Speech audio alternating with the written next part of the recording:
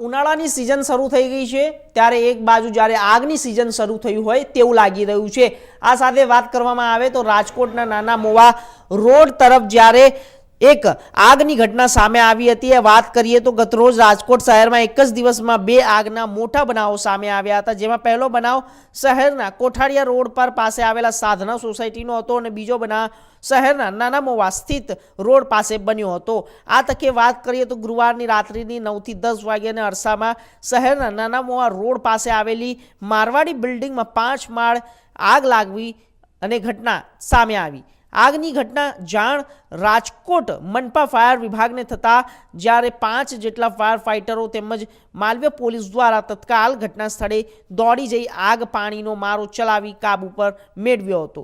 સાંજનો સમય હોવાથી ઓફિસમાં સ્ટાફ પણ હાજર ન હોવાથી આ સાથે જ તેમને મોટી દુર્ઘટના સર્જાય તો તે માટે અટકી ગઈ હતી ને આ સાથે જ ડેપ્યુટી કમિશનર તેમજ આસિસ્ટન્ટ કમિશનર સહિત ઉચ્ચ પોલીસ અધિકારીઓનો કાફલો ઘટના સ્થળે દોડી આવ્યો હતો।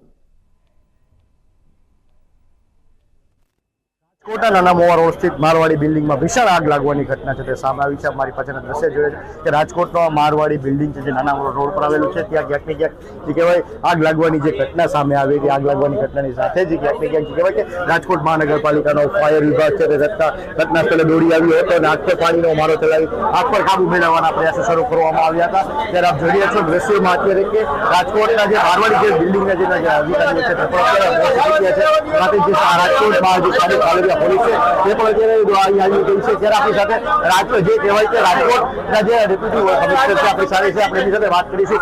સર, શું કહેશો, મારવાડી બિલ્ડિંગમાં આગ લાગવાની ઘટના સામે આવી હતી, ક્યારે કોલ આવ્યો હતો, કેટલા ફાયર ફાઈટરમાં આવ્યા છે? 10 ને 22 મિનિટે આપણે કોલ આવ્યો કંટ્રોલ રૂમમાં અને 3 ફાયર સ્ટેશનમાંથી આપણે 3 વોટર બાઉઝરો અને ફાયરની ગાડીઓ અહીંયા રવાના કરી અને તાત્કાલિક આગને કાબૂમાં લઈ લેવામાં આવી। સર, કેટલામાં મારે આગ લાગી હતી? આગ લાગી ત્યારે કોઈ અંદર ફસાણું હતું ખરું?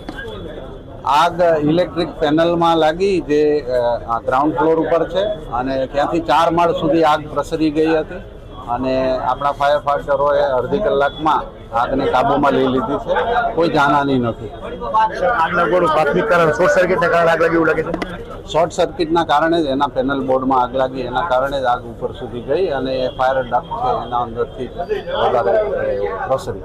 રાજકોટ મહાનગરપાલિકાના અધિકારીઓ હાલ દ્રશ્યમાં જોઈ રહ્યા છે રાજકોટના જે કહેવાય કે અંદરની જે મારવાડી અંદરનો વિભાગ છે ત્યાં મારવાડીના નિષ્ણાતો જે પહોંચી ચૂક્યા છે। ત્યારે મહત્વની બાબત છે કે મારવાડી જે બિલ્ડિંગ છે તે રાજકોટના પોસ્ટ વિસ્તારમાં આવેલી છે। ત્યારે આગ લાગવાની જે ઘટના સામે આવી હતી ત્યારે તત્કાલ ફાયર ટીમ છે તે ઘટના સ્થળે દોડી આવી હતી અને આગ પર પાણીનો મારો ચલાવી આગ પર કાબુ મેળવવામાં આવ્યો હતો। તો ગીર સોમનાથના વેરાવળ શહેરની